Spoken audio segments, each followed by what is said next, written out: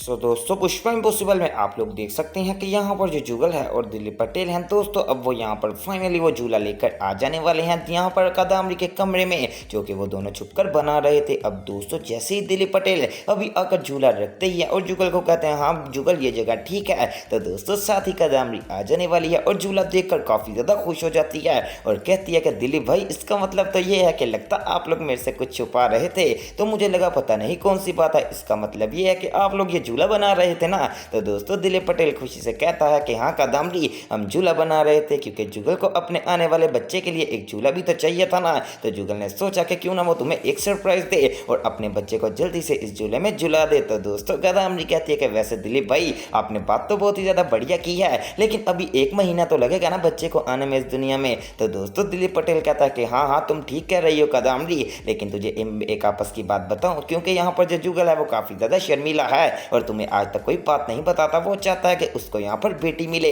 और वो बेटी की यहाँ पर प्रार्थना करता है। तो दोस्तों कादम्बरी कहती है कि दिलीप पटेल भाई मैं तो यही दुआ करती हूँ कि भगवान जी जल्दी से जल्दी यहाँ पर जुगल जी को एक बेटी दे दें। अब दोस्तों जब यहाँ पर जुगल ये बात कर रहा होता है तो दिलीप पटेल कहता है चलो ठीक है तुम दोनों आपस में बात करो, मैं दरअसल मुझे ज़रूरी काम है और मैं यहाँ से जा रहा हूँ। अब दोस्तों दिलीप पटेल चले जाता है तो साथ ही यहाँ पर एक डॉक्टर नर्स अंदर आ जाने वाली है। तो जुगल देखकर काफ़ी ज़्यादा शॉक्ड होता है कि आखिरकार ये औरत कौन है जो कि बिल्कुल सीधा अंदर ही आ रही है। तो दोस्तों साथ ही कादम्बरी कहती है कि जुगल जी ये दरअसल वो एक नर्स है जिसको मैंने 1 महीना पहले ही अपने घर में रख लिया है, क्योंकि आपको पता है कि कुछ चेकअप के लिए जाना पड़ता है, तो मेरा अब यहाँ पर तबीयत ठीक नहीं रहती, तो मैंने सोचा कि क्यों ना इसको घर में ही रख लूँ और घर में ही बैठ कर ये मेरा सारा चेकअप वगैरह कर दिया करेंगी, इसलिए मैंने सोचा कि ये बहुत ही ज़्यादा बढ़िया काम है। अब दोस्तों जैसे ये बात करती है कादम्बरी तो जुगल कहता है कि हाँ हाँ कादम्बरी तुम ठीक कह रही हो। तो दोस्तों साथ ही कादम्बरी बताने वाली है कि जो मेरी डिलीवरी है ना वो भी यहाँ पर मैंने इनके थ्रू करवानी है, क्योंकि मुझे इनके ऊपर यहाँ पर बहुत सारा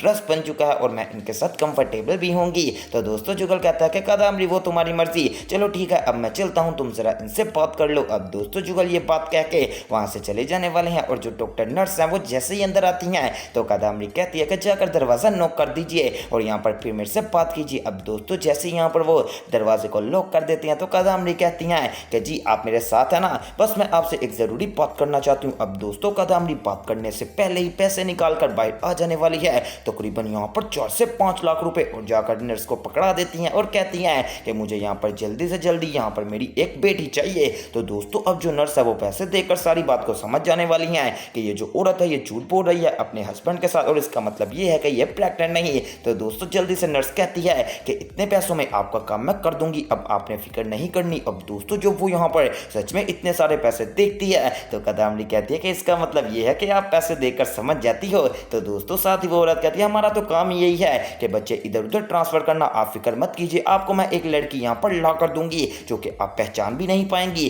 कि ये मैंने किसी और की ला कर दिया, और आपको इस तरह यहाँ पर इस काम से निकालूंगी कि आप खुश हो जाएंगी। तो दोस्तों कादम्बरी कहती है वो सब तो ठीक है, मैं आपकी बातों से खुश हुई। अब दोस्तों दोबारा से कादम्बरी जाती है और 2 लाख रुपए और लाकर दे देने वाली है यहाँ पर इस औरत नर्स को और कहती है कि बस मेरा काम हो जाना चाहिए, अब आपने ऐसा एक्ट करवाना है जैसे कि मैं सच में प्रेग्नेंट हूँ और आपने मेरा इतना ज़्यादा ख्याल रखना है, और जब यहाँ पर डिलीवरी का टाइम होगा ना तो बाहर जाकर आपने सबको यहाँ पर मेरी बेटी पकड़ा देनी है और कहना है कि इसका ध्यान रखिए और मुझे बता देना है, इंजेक्शन वगैरह लगा दिए जिससे ज़रा यहाँ पर मुझे सूजन सी फील हो और हर बंदे को लगे कि सच में यहाँ पर डिलीवरी के बाद मुझे सूजन हो गई है। दोस्तों अब कादम्बरी बहुत ही बड़ी यहाँ पर चालबाज औरत निकली, मैं सोच भी नहीं सकता था कि ये इतनी ज़्यादा तेज़ औरत है। अब दोस्तों कादम्बरी ने उस औरत के साथ डीलरशिप तो कर ली है, हालांकि ऐसा नहीं करना चाहिए था कादम्बरी को, लेकिन दोस्तों यहाँ पर गलत वो औरत भी है जो कि इतनी बड़े यहाँ पर काम करने में हाँ कर रही है, क्योंकि जाहिर सी बात है 5 लाख उससे पहले मिला था और 2 लाख बाद में कादम्बरी ने एक्स्ट्रा पे कर दिया, फिर तो उसने काम ज़रूरी करना था ना।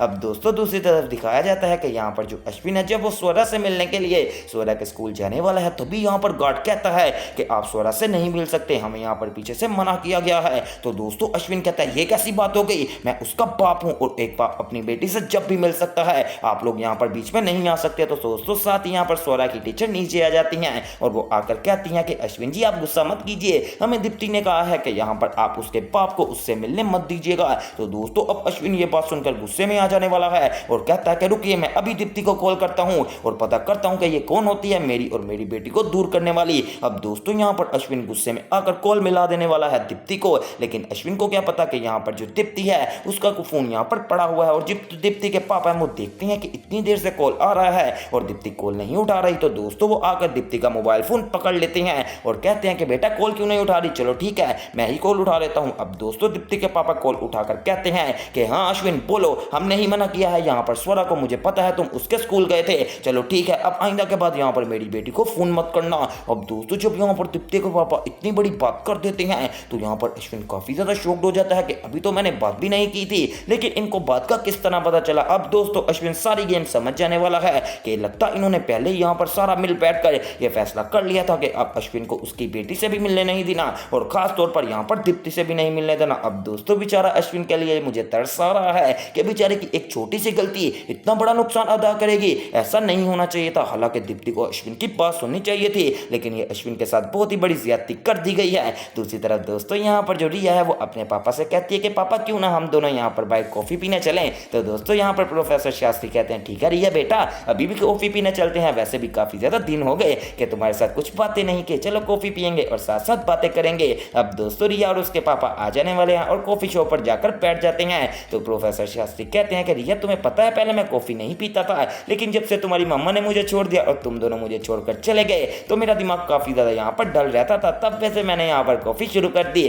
तो दोस्तों रिया कहती है चलो ठीक है पापा अब मैं वापस आ गई हूँ ना, अब आप दोबारा से कॉफी जोड़ दो और चाय के ऊपर आ जाओ। तो दोस्तों प्रोफेसर शास्त्री कहते हैं कि रिया बात तो तुम ठीक कर रही हो, लेकिन कोई बात नहीं, अब मैं अपनी बेटी के साथ मिलकर कॉफी पिया करूंगा, इस तरह मुझे मजा भी आता है और काफी ज्यादा खुशी भी मिलती है। सच में दोस्तों प्रोफेसर शास्त्री का अपनी बेटी के साथ प्यार इतना ज्यादा है कि मैं देखकर काफी ज्यादा खुश होता हूँ और एक बाप और बेटी का इस तरह का प्यार लाजमी होना चाहिए जिस तरह यहाँ पर प्रोफेसर शास्त्री अपनी बेटी से प्यार करते हैं, ये बहुत ही ज्यादा अच्छी बात है। अब दोस्तों यहाँ पर जब वो दोनों चाय वगैरह पी लेते हैं यानी कि कॉफी वगैरह, तो रिया कहती है ठीक है पापा अब मैं यहाँ पर घर जा रही हूँ। वैसे दोस्तों इस बात को तो मानना पड़ेगा कि इनका तो प्यार बहुत ज्यादा है और दूसरी तरफ लड़ाई बहुत ही ज्यादा बढ़ गई है। वैसे अश्विन ने तो कभी जिंदगी में भी नहीं सोचा था कि कुछ ऐसा भी हो जाएगा कि यहाँ पर जो दीप्ति है वो उसको छोड़कर ही चली जाएगी। दोस्तों सच में अश्विन की काफी ज्यादा बेइज्जती की है। यहाँ पर दीप्ति की मोम ने कि एक बंदा घर आया और उसको अंदर ही नहीं आने दिया और ऊपर से कह दिया कि आइंदा के बाद मुझे शक्ल ना दिखाना। सच में अश्विन ने बहुत ही ज्यादा बातों को यहाँ पर सुनकर बहुत ही ज्यादा खामोश भी रहा है। हालांकि अगर वो बदतमीजी कर देता तो रिश्ते और भी ज्यादा बिगड़ जाते थे।